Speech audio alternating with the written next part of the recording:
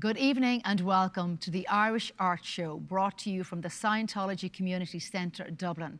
Tonight, multi-talented actor, singer, director and producer Kathleen Warner Yeates takes to our stage. Kathleen has worked in film, TV, theatre and voiceover for more than 30 years in the US, Ireland and the UK.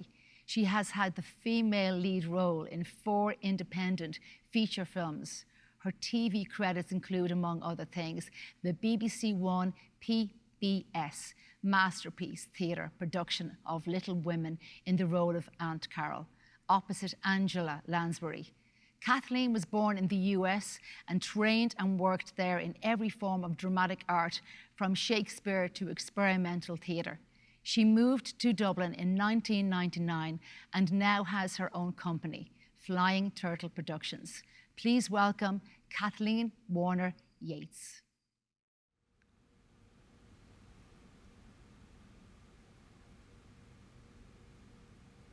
You might have seen an image there. That would have been Ophelia from Shakespeare's Hamlet. I'm going to do a little monologue in the character of Gertrude. Gertrude is Shakespeare's mother. And at this point in time, a lot of chaos has happened.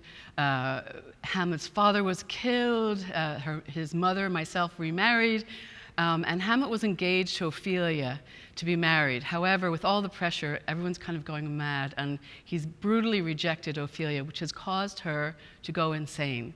So the image you saw was her drowned in water, covered with flowers. She, in her madness, began to grab weeds and flowers and place them all over herself, dancing.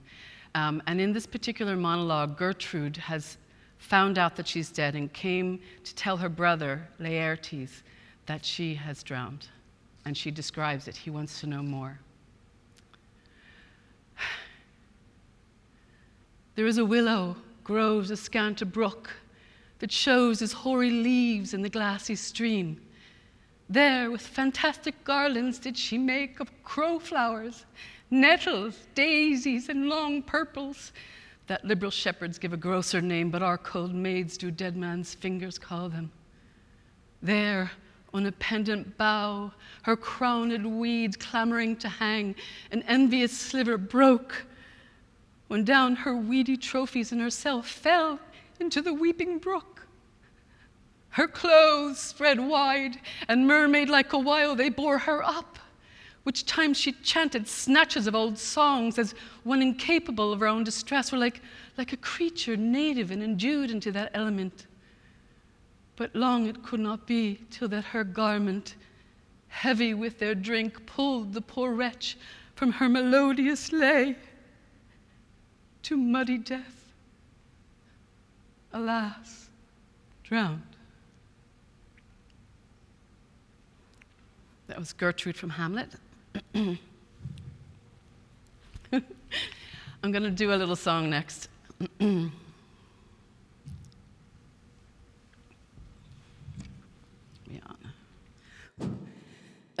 This song is a traditional song. The Water is Wide.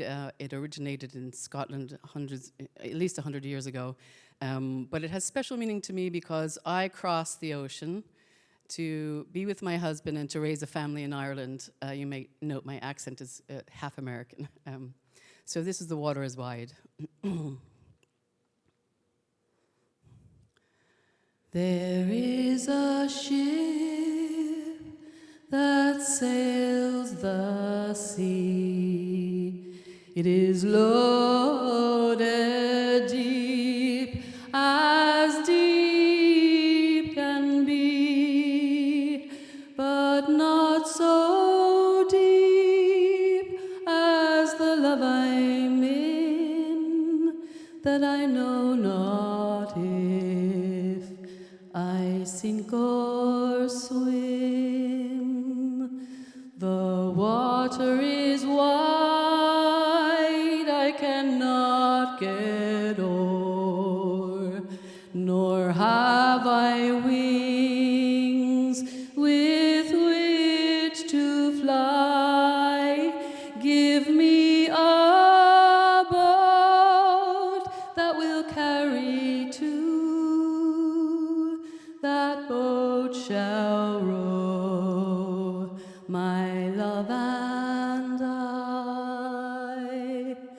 There is a ship that sails the sea.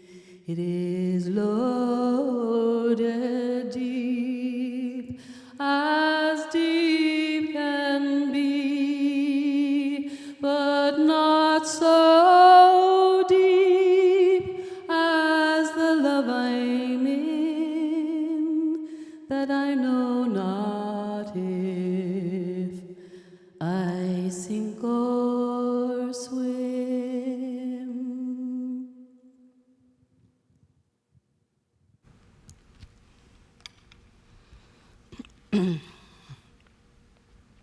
And the next piece I'm going to do requires me to take my shoe off. It's an original monologue that I wrote, and it's called Shoe Business. Mr. Wong, I bought this heel guard from you 2 weeks ago. I had the receipt, but it blew away. It blew away. Anyway, these cost €3, and already they're tinking on the sidewalk. You know, tink, tink, tink, tink, tink. See how this is ticking through? Well, they shouldn't wear out that fast. These cost €3, and they last 2 weeks. That's €6 a month. 12. That's €72 a year. That's a new pair of shoes. I know my face is getting red. That lady outside scurried her children away from me. She probably thought I was nuts, but I think these should last longer. I mean, why doesn't anything last anymore? They can make spaceships that don't melt. Why can't they make a heel guard that doesn't tink? I'm sorry. I'm not handling this very well. I just broke up with my boyfriend, and I really thought that was going to last. Actually, I didn't break up with him. He broke up with me. Actually, he didn't break up with me. He left me for another woman. Actually, he didn't leave me for another woman. He left me for a man. Isn't that a scream? Maybe I should give these shoes to him. I'm sorry. I'm sorry. I just want, Mr. Wong, I want a heel guard that doesn't tink after 2 weeks. And if you can't give me one, then I'm going to find a man who will. That's shoe business.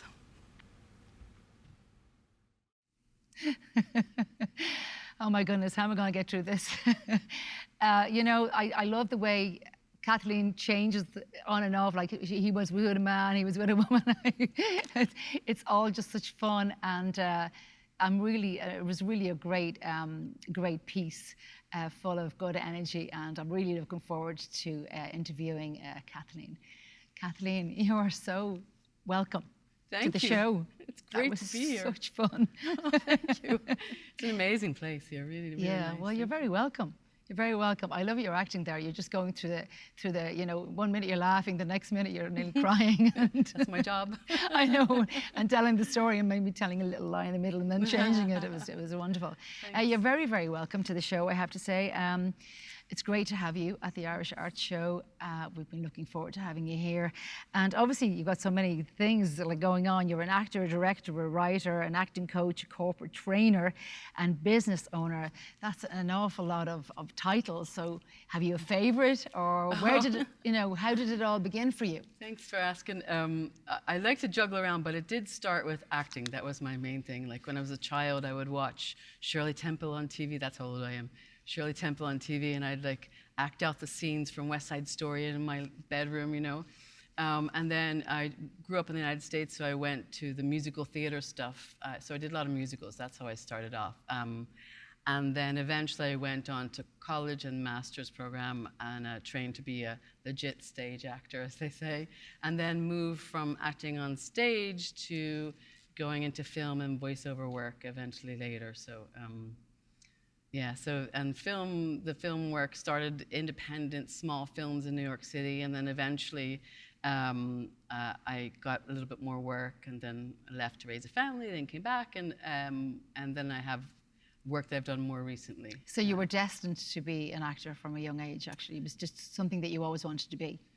There was nothing else there. No, I always wanted to be, yes, for sure. Yeah. Was it the playtime, showtime, kind of dressing up kind of thing? Yeah, absolutely. Yeah. And I wrote little plays for my siblings as well. I was the eldest of 5, so the nativity plays, I rewrote them all, and That's great. So yeah, writing and directing and acting, and yeah, I love them all. And I also see that you actually have a drama school.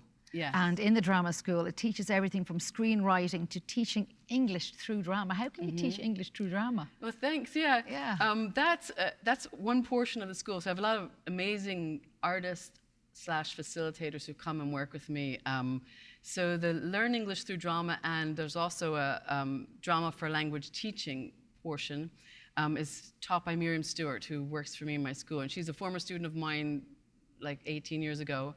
Then went on to study in Trinity, and then came back and said, what about this? And so then we started to work together, and we've done a lot of collaborations with Trinity University to help what they call embodied language learning. So it's a lot easier to learn to speak a language if you're acting in a situation that requires you to speak. Same as if you were living in Spain and you wanted to learn Spanish, it's good if you're there as opposed to sitting at a desk and learning. And they've proven now that by acting things out, it's a lot better for people to learn in that way. Yeah, actually, I agree. I was a child in Spain, and I could speak quite fluent Spanish. And I learned it because of just being around people. Yeah. I didn't learn it anywhere, in a school or anything like that. So. Yeah, you're immersed in it, and you're living, and you're listening to the whole thing. But when did you create the drama school? The school? Well, I had taught acting in the universities in the United States. So I taught at Villanova and Penn State. And when I came to Ireland, nobody really knew me here, and I also had 5 children. So as I sort of hinted at in the song there, that I came to Ireland to raise a family because my husband's first wife had passed away from breast cancer. So when I came here, I had no way to make a living. I worked at snap printing for a while and did that kind of stuff, but then I started to teach acting, and I was teaching in 5 different places. And then there was a little school on Abbey Street called the Abbey School of Music and Drama, no connection to the Abbey National Theatre at all. So I started to teach there, and they said, oh, you have to find your own students, which I did. And then that grew and grew, and I didn't want to have that name. And so as it got bigger and bigger, I turned it to Flying Turtle Productions, and I moved on to Pierce Street, where I am now. Pierce Street. And how did you feel of the transition of obviously living in such a busy, American city, New York City? I've been there, and it's beautiful and it's fantastic, but it's never off. It's always on. Yeah. And I know you came here in 1999, so we're talking about a different Ireland to what Ireland is now. 1999 would be, quite probably backwards to you in many ways when you came over. So I know you came over to join your husband, your partner at the time. Yeah. I think you met through a play. Do you want to discuss that? We were in New York City, and I was working in a play, and I got cast opposite my husband, the man who he was my husband at the time, and we had to dance the tango in a sequence in the play. So we blamed the tango. But he had been living in New York City for about 4 years, but he had been separated from his first wife, who was in Dublin, and there were 4 children from that marriage. So meanwhile, we fell in love, and we were very seriously involved, but then his first wife got breast cancer and passed away. So we said, what should we do? Should we bring the children to New York? And we said, no, we have to move. We have to go to Dublin. The children really can't be moved at that time. So we came here and we started again. Both of us started brand new from scratch. Wow. And was it obviously because you weren't a mother at the time yourself? That must have been a big shock to the system. Because it's 4, it's not like you just had one and then you move on to the next one. And I always wanted to be a mother. And I was in my late 30s, and I was kind of like, maybe I won't be a mother, maybe I will. So it was, and I had met them once before I moved here. Amazing children. So it seemed to me that this was the right thing for me to do, for me and hopefully for them. And thank God it worked out really, really, really well. I'm blessed. Get emotional when I talk about it. I know. They're amazing. Now we have 4 grandchildren. They're amazing. And then you also had your own child. Yes, I had a son of my own. So Yes. Tiernan, he was squeezed into that family, and so there's 5 in total. Yeah. I mean, it's such a blessing. I was very fortunate, and it was a big challenge for everyone to changes that were required for all of us. But it went really well. I actually don't blame you getting emotional talking about it, because it's understandable. First of all, you changed country, and then you come here to Ireland to raise 4 children, and then have your own. I mean, it's a big take, and you took it on, and it worked out great. Thanks very much. I'm very proud of you, I have to say. And you were saying there in 1999, so Ireland was very different. Yes. And I thought it was Irish. I'm like, I'm Irish, I can do well in Ireland. But it was like Alice in Wonderland, like it's kind of the same, but it's not the same. Everything to me was very, very different. The side of the road, how to get on a bus, everything was, so it was a massive change, and you couldn't get a good bagel in those days. It was like, Or a good coffee. Or a good coffee. It was all instant coffee. I'm like, what planet Instant have coffee. I landed on? What the hell is this? But it's not like that anymore. Yeah, it's funny how it's transitioned, actually, Ireland. Did you expect the Ireland that you came to, or did you expect a kind of the quiet man, John Wayne, kind of an Ireland? That's a great question. Well, I wasn't, I had a bit of, a lot of Americans have the very romantic idea of Ireland. Yes. Top of the morning to you type of. Yeah, yes, absolutely. But I had a lot of Irish friends. I had been in Irish culture in New York City.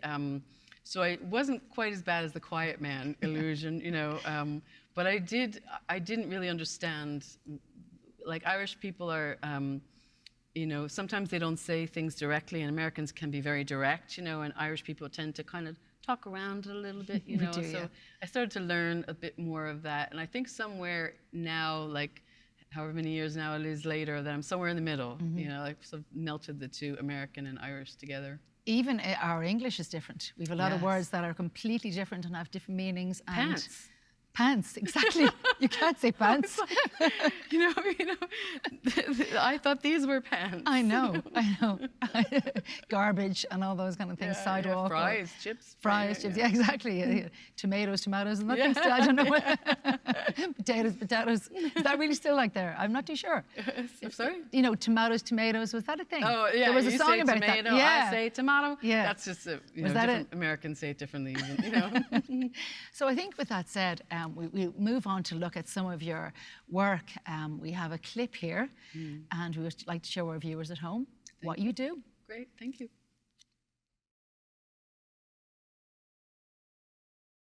Okay.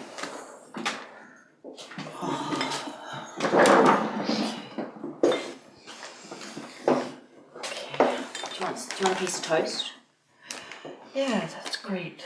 I'll get some tea as well. Okay, thanks, girl. Look at you. You have each other. 2 little chickens. And we have you. Yes, you and me.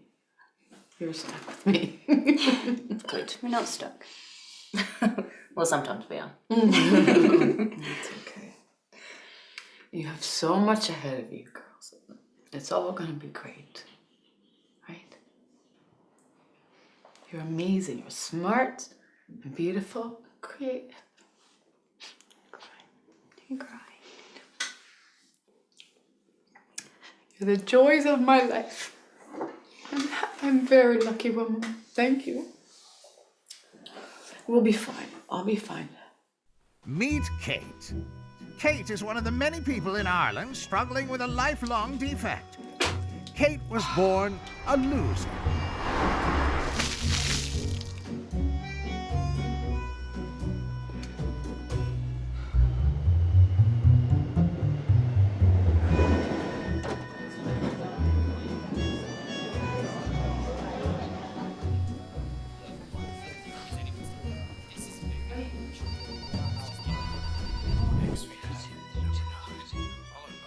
Oh, come on.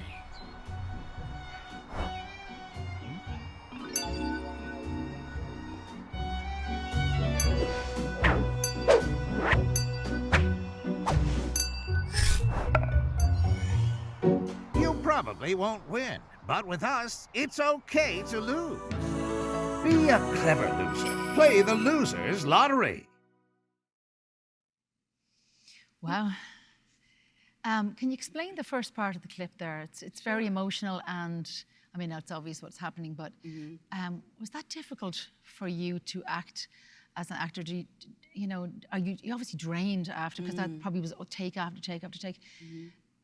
Can you explain how that felt for you and what it's about and overall? Yes. Well, those two clips are part of what we call a demo reel. So an actor needs to have footage of their work. And because I had left the business to raise a family and then came back to the business as an actor, I didn't have a lot of footage. So I was very lucky that a filmmaker, Adam Rayal, who made those two pieces, kept casting me in his pieces so I could get that. So the first clip is from a piece that was created within a couple of days, improvised. So we knew the situations, we knew the characters, and he's a very collaborative director. So we worked together, and my character is struggling with depression and alcohol problem as well, and the daughters are huddling around her to try to help support her as best they can. And as an actor performing those kinds of emotional scenes, our job is to tell human stories with as much depth as we can. So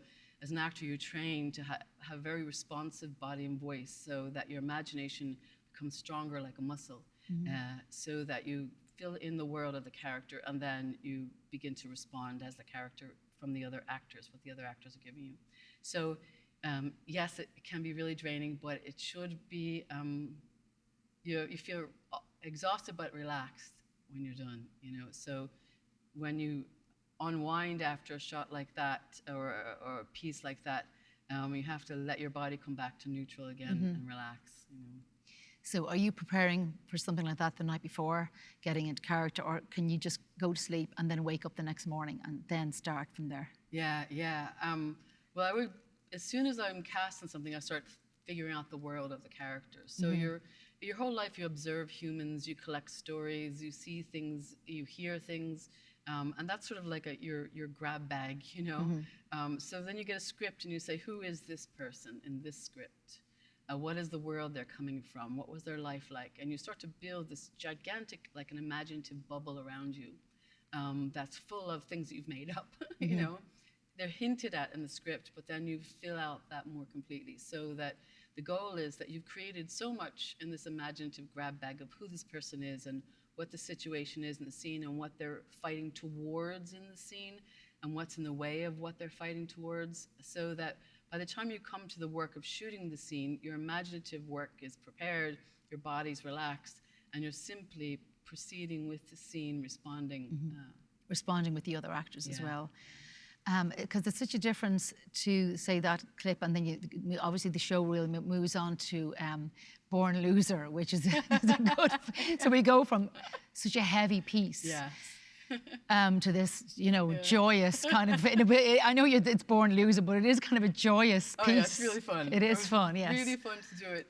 And as a person who trained in the theater first, I would be same as anybody that goes. If you go to see a panto or you go to see a film that's comedy, you'd say there's lots of different styles of performing, and so you understand that this is a parody, or this is a tongue-in-cheek, making a joke about this. But as a character playing that, you play it earnestly.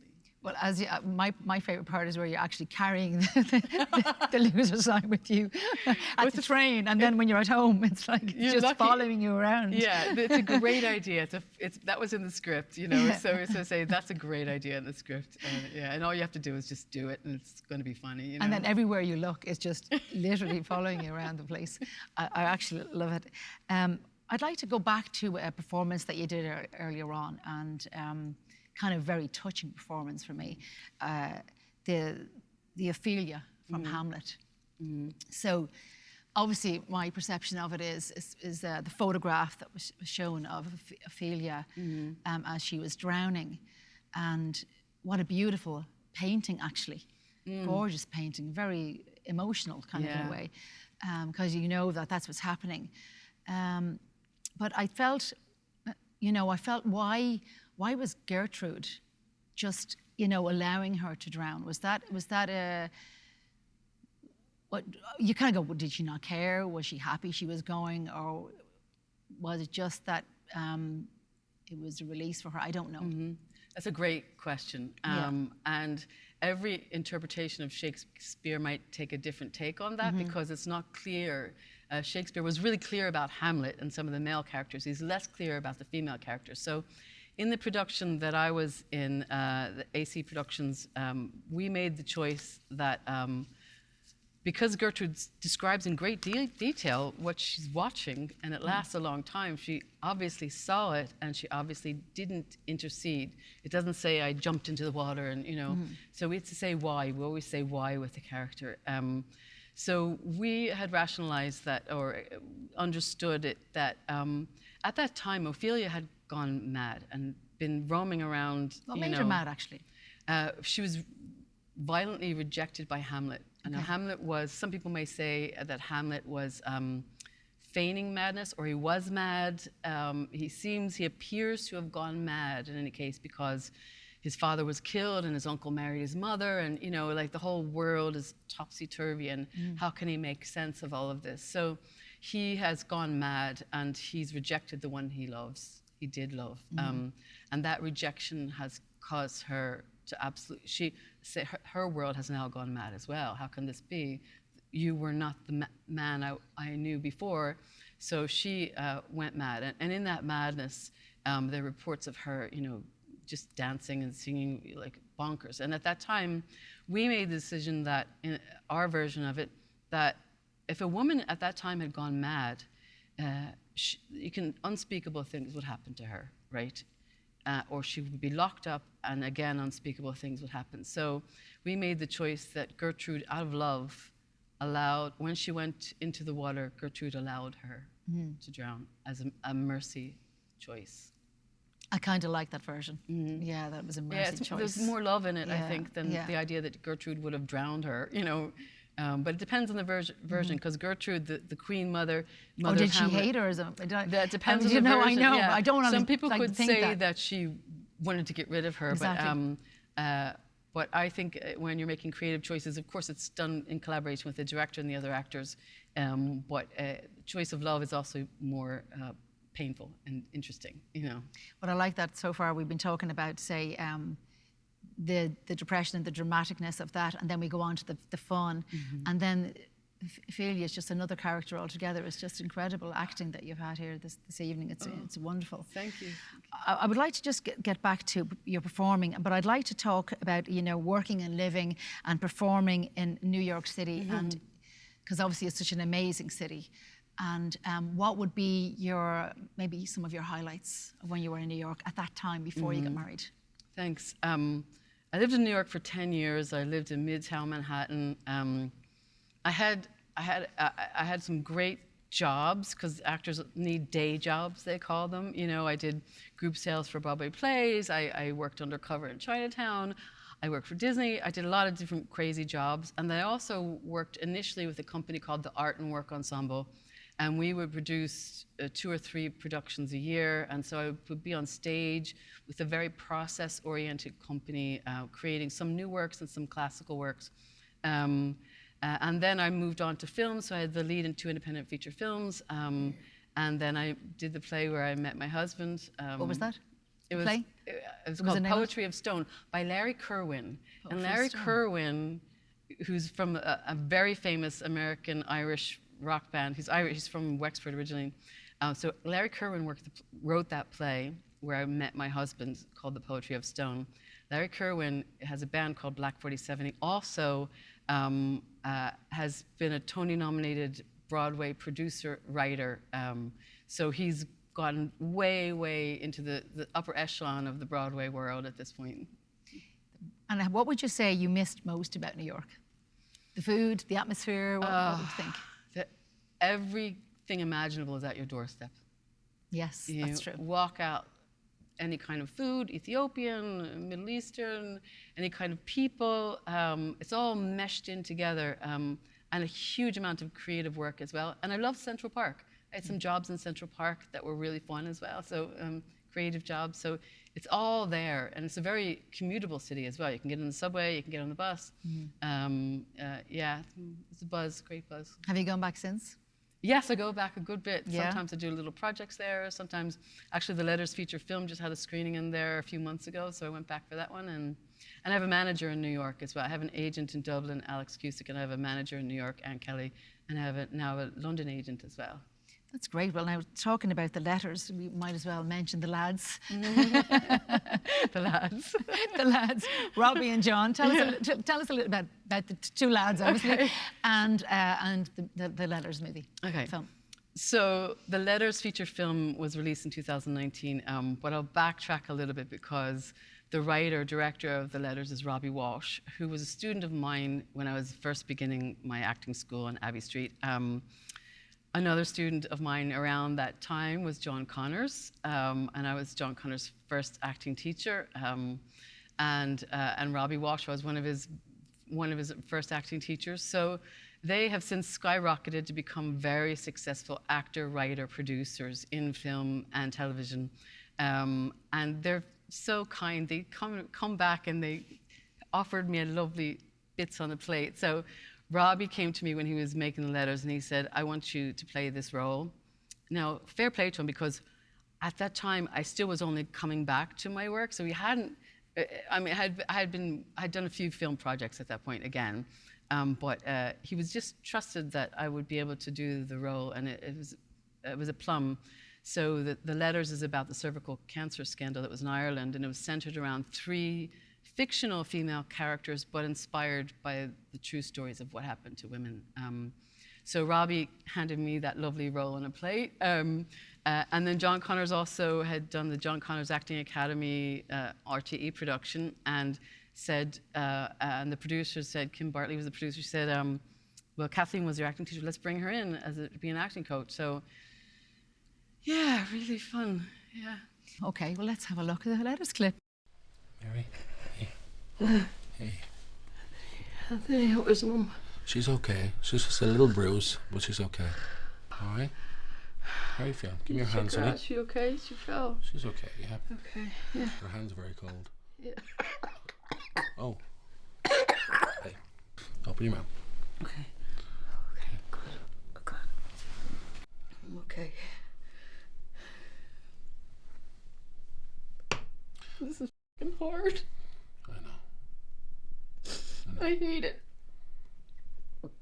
I hate it. Thank you. You're so good. You take such good care of my mom. Thank you so much. That's my job. That's my job. But I'm not doing well. Yeah, I can hear it in your breathing. I can't do the paperwork. My head isn't clear. Breathe now, breathe, yeah. Don't worry about the paperwork. Okay. You need a rest. Okay?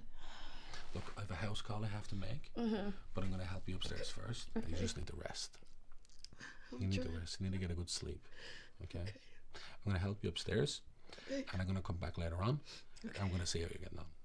How's that sound? Good, thank you. Good. You're so good. You are a gem. Thank you so much. No problem. You take such good care of my mom. Thank you. I love to do what I do. You're good at it.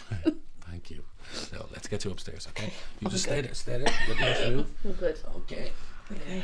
Now, good. take your time. Let's get to your feet. Yeah, oh, good. well done, well done. Thank you. Well done. What an emotional movie, film, and shocking, really. Yeah, and we felt a really strong duty to tell that story truthfully about what it would really be like. So in that scene, my character has terminal case of cervical cancer, and my mother has just fallen down the steps. My mother, in fictional terms, who has dementia. So everything's kind of falling apart around me. And then John Connors, of course, plays the care worker who's come in to help me. It's heart-wrenching, actually. Just break your heart watching it. Well done in playing that and actually filming the film. Fantastic. We're very passionate about it and doing a good job on it. And luckily, Robbie's vision, and he gave us a lot of freedom as actors to create and collaborate with him. So it's still on Plex TV now in Ireland after being around the world. Well, even that clip shows exactly what it's all about in just such a short space of time in the clip. Before we end, It's been a pleasure having you here. Thank you so, so much. We've another clip to show of, which is going to be fun, but film noir. Yeah. Tell us a little bit about film noir, because a lot of people won't even know what film noir actually means.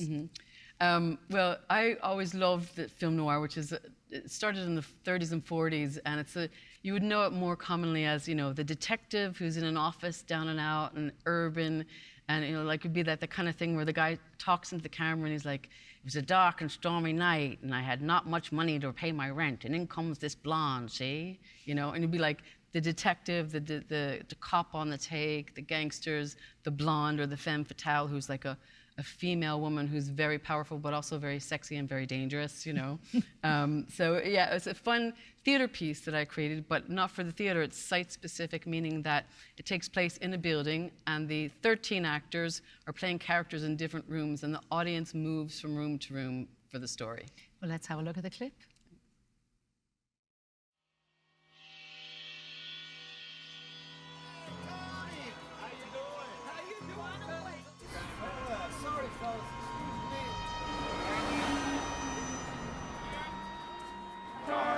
The eyes of a woman who didn't love you anymore. Don't expect anything.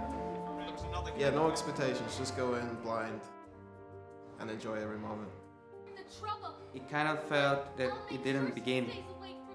It just happened. Yeah, like it was we started, natural. and then we were there, and then we ended, and it was like.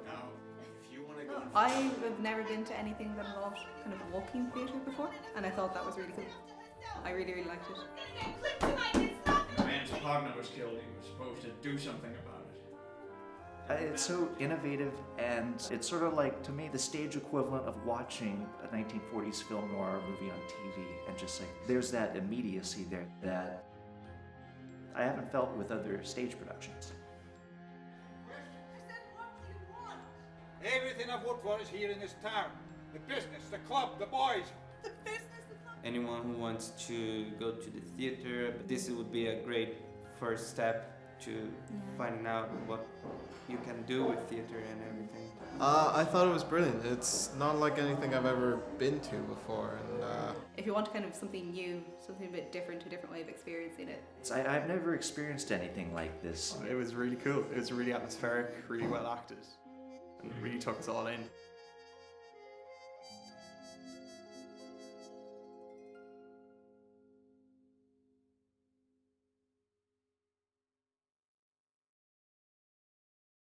Such fun. I want to be an audience member just to follow you all around. So just one last question. Who did it? I'll never tell. You never know. Fantastic. Kathleen, it's been incredible having you here at the Irish Art Show. You're a wonderful woman. Oh, thanks so much. My pleasure. It's been an absolute joy. Yeah, full of lots of love and happiness and joy. You're a joy. Where can people find you? FlyingTurtleProductions.com is probably the most accessible way to find me, or the Internet Movie Database. Well, thank you so much, Kathleen. Thank you. See you soon. Thanks. Oh my goodness me, what a career. There's lots more left there, I can tell you. Thanks so much for joining in and enjoying every part of this show here this evening. It's been wonderful. On behalf of myself, Angel, and all the crew, thank you very much. See you next week. Good night.